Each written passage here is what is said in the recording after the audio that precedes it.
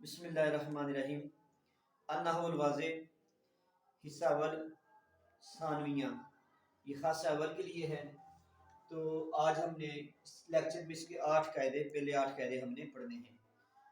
النحو الواضح کا پہلا قاعدہ یہ ہے ابواب المجرد، مجرد کے کتنے باب ہیں؟ تو بیٹا مجرد کے اس کی دو طرح کے مجرد کے ابوابات ہیں، ثلاثی مجرد اور رباعی مجرد۔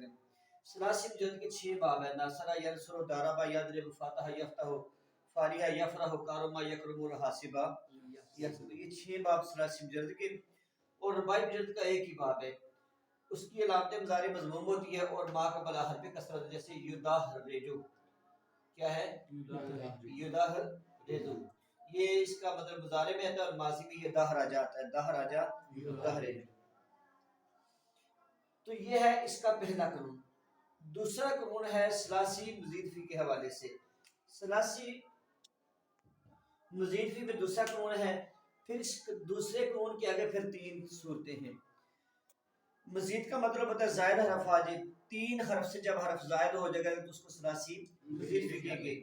اب اس میں پہلی کیٹیگری کہ جس میں ایک حرف کا اضافہ ہوتا ہے، ثلاثی مجرد میں ایک حرف کا اضافہ کر کے 3 حرف کر دیتے ہیں، یا حمزہ کو گلے سے کاروما سے اکرما، یا تضعیف یعنی کسی حرف کو دوبارہ لائیں گے، صرف صارفہ سے صرفہ، اور الف لائیں گے جیسے کاتارا سے کاتارا۔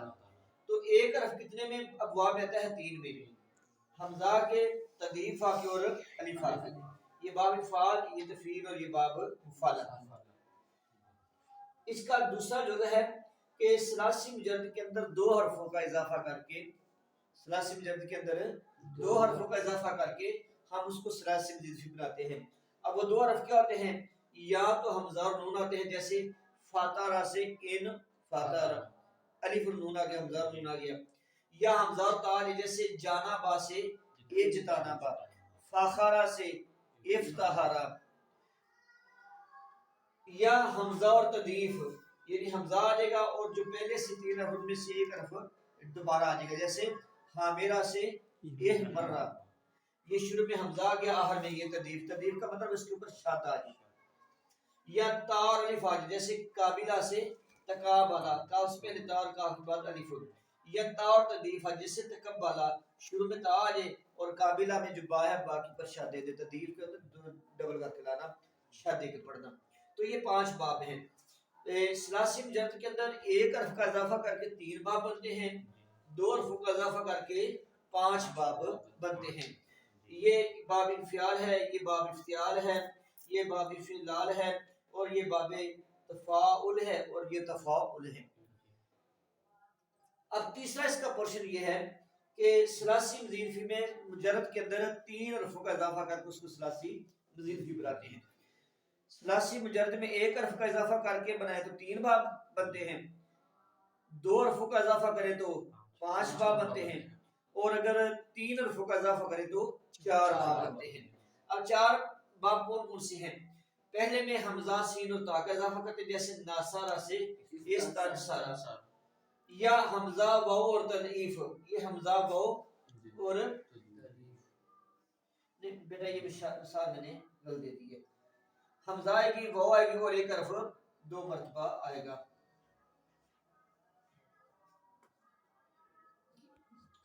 تضعیف جیسے ادھام، یہ حمزہ ہے، یہ ہا کے بعد الف ہے اور میم یہ تضعیف ہے، یا حمزہ اور واو زیادہ مضاف جیسے اجلب، سٹاپ کریں۔ تو بیٹا یہ اس کا ہے قاعدہ نمبر 2۔ النحو الواضح کا پہلا قاعدہ ہے مجرد کے ابواب۔ مجرد کے اندر 2 طرح کے ہیں، ثلاثی مجرد اور رباعی مجرد۔ ثلاثی مجرد کے کتنے باب ہیں؟ 6، اور رباعی مجرد کا 1۔ ثلاثی آگے پھر مزید کی، پھر ثلاثی مزید کی پھر 2 قسمیں، ثلاثی مزید فی اور رباعی مزید فی۔ ثلاثی مزید فی میں کل 12 باب ہیں۔ کل باب کتنے ہیں؟ 12۔ تو ثلاثی مجرد کے اندر اگر ایک حرف کا اضافہ کرے تو کتنے باب بنیں گے؟ 3۔ اگر 2 حرفوں کا اضافہ کرے تو 5، اور اگر 3 حرفوں کا اضافہ کرے تو 4۔ یہ یہاں تک ہو گئے بیٹا ہمارے 2 قاعدے۔ اب آ جائے تیسرے قاعدے پہ، رباعی مزید کا باب۔ اس میں ہے جس میں ایک حرف کا اضافہ ہو، جیسے ابتدا میں تا آتا ہے جیسے تدہرج، دہرج سے تدہرج، اس کا مضارع کا یاتا دہرج، اور جس میں دو حروف کا اضافہ ہو، جیسے حمزہ اور نون شروع میں آ جائے، جیسے یہ حمزہ اور یہ نون، حران جمع سے ران جمع، حمزہ اور تضعیف جیسے کاش آرا سے ایک شاہ ارا، شروع میں یہ حمزہ آ گیا اور را کے اوپر شد ہم نے دے دی، تو کاش آرا سے دہ راجا بر وزن کاش آرا سے ایک شاہ را، ہر جمع سے ایک رن جمع۔ تو یہ قاعدہ نمبر 3 ربائی مزید کے اندر بیٹا دو قسمیں ہیں، ایک وہ ربائی مزید فی ہے جس میں صرف ایک حرف کا اضافہ ہوتا ہے، اور ایک وہ ربائی مزید فی جس میں دو حرفوں کا اضافہ ہوتا ہے۔ یہ ہمارے 3 قاعدے ہو جائے۔ اب آج چوتھے قاعدے پہ، چوتھا قاعدہ بیٹا یہ ہے کہ ماضی کے دوسرے حرف پر جب فتح ہو، یہ شرط ہے ماضی کے دوسرے حرف پر زیر اور پیش کی بات نہیں ہے، زبر کی بات ہے۔ اگر ماضی کے دوسرے حرف پر فتح ہے تو پھر آگے اس کی 3 کنڈیشن ہیں۔ پہلی کنڈیشن یہ ہے اگر وہ ناقص یائی یا جواب یائی ہے تو وہ باب دارا واسی ہوگا، جیسے قدا یکدی با یبیو، یہ قدا یکدی یہ ناقص یائی ہے، کاف داد یا اس کا مادہ ہے، تو یہ ناقص یائی ہے، تو یہ کہتے ہیں کہ ناقص یائی ہے اور دوسرے حرف پہ زبر ہے، قادا یا تھا، قادا یا سے قدا بنا ہے، تو قدا یکدی یہ باب دارا با یدربو آ گیا، دارا با یدربو قدا یا یکدیو، ایسے با ایبیو یہ ناقص یائی ہے، اس کا مادہ ہے بے، بے یہ این با، بے سے نکلا ہے یہ، تو با یا آ سے با اور یب یہ سے یبیو، تو مقصد یہ کہ قدا یکدی اور با یبیو یہ باب دارا باس اس لیے آئے ہیں کہ ان کا دوسرا فتح ہے اور یہ ناقص یائی یا جوف یائی ہے۔ ماضی کا دوسرے حرف پر جب فتح ہے تو دیکھیں گے اگر ناقص یائی یا جوف یائی ہے تو وہ باب دارا باسی ہوگا، اگر وہ ناقص واوی ہے یا جوف واوی ہے تو باب ناصرہ سے ہوگا، جیسے دعا یا دو، اصل میں تھا دعوا، کیا تھا دعوا، تو یہ کون سی ناقص ہے؟ ناقص ناقص اس لیے کہا کہ ہر میں حرف علت ہے، اور ناقص وائی اس لیے کہا کہ دعا اصل میں تھا دعوا، تو اس کو باب ناصرہ سے لے کے آتے ہیں، دعوا یدعو ناصرہ ینصریا، اجوف یائی کالا یقول، کالا اصل میں کاوالا تھا، کول سے نکلا ہے بعد سے، تو کاوالا تھا کاوالا سے کالا بن گیا، اور اس کو باب ناصر اس لیے لے کے آئے ہیں کہ یہ ناقص واوی ہے اور سوری اجوف واوی ہے اور اس کا درمیانی حرف مفتوح ہے ماضی کے اندر۔ دوسرا قاعدہ اگر وہ مضاف ہے اور متعدی ہے تو زیادہ تر ناصرہ سے ہوگا، جیسے مدہ یمدو، یہ مضاف ہے، مضاف کہتے ہیں جس میں ایک حرف دو مرتبہ ہے، ایک جنس کے دو حرف ہوں، اور اگر لازم ہے تو باب دارا باسی ہوگا، جیسے فرہ یفر۔ اگر وہ مثال واوی ہے تو غالباً زیادہ تر وہ باب دارا باسی ہوگا، جیسے وعدہ یعد۔ قاعدہ نمبر 5 پہ آجائے ابدال اور اعلال۔ ابدال اور اعلال میں پہلی چیز ہے الف اور یا کا واو میں بدلنا۔ ابدال کسے کہتے ہیں؟ ایک حرف کی جگہ دوسرا حرف لانا، تو یہ میم کی جگہ میم لے ہیں، جو بھی صحیح حرف ایک حرف کی جگہ دوسرا حرف لے کے آئیں گے اس کو کہیں گے ابدال، اور اگر جو حرف بدلنے والے ہیں وہ حرف علت اس کو کہیں گے اعلال۔ ہاں جی، جس حرف کو حرف علت کو بدلنے کا نام، ایک حرف علت کی جگہ دوسرا حرف علت لانا، یہ اعلال کہلاتا ہے۔ اور یہ یقیناً آپ کو سوال آئے گا کہ اعلال کسے کہتے ہیں؟ ایک حرف علت کی جگہ دوسرا حرف علت لے کے آنا، اور حرف علت کے علاوہ کسی دوسرے صحیح حرف کو ایک حرف کی جگہ دوسرے حرف کو لے کے آئیں گے اس کو کیا کہیں گے؟ ابدال۔ اب یہ قاعدہ نمبر 5 میں صرف یہی ہے کہ ابدال اور اعلال کی ڈیفینیشن ہے، اور آگے ہے قاعدہ نمبر 6، جب ضمہ کے بعد الف آئے تو وہ واو میں بدل جاتا ہے۔ جب ضمہ کے بعد الف آئے تو کس میں بدل جاتا ہے؟ واو میں، جیسے ہا کا ما سے ہو کے ما۔ اب دیکھیں ہا کے بعد کیا تھا؟ الف، اب جب یہاں پہ ہا کے بعد الف ہی ہونے چاہیے تھا، لیکن کیونکہ ہا کے اوپر ضمہ آ گیا ہے تو لہٰذا یہ یہاں جو الف ہا کے بعد الف تھا یہاں ہا کے بعد واو آ جائے گا۔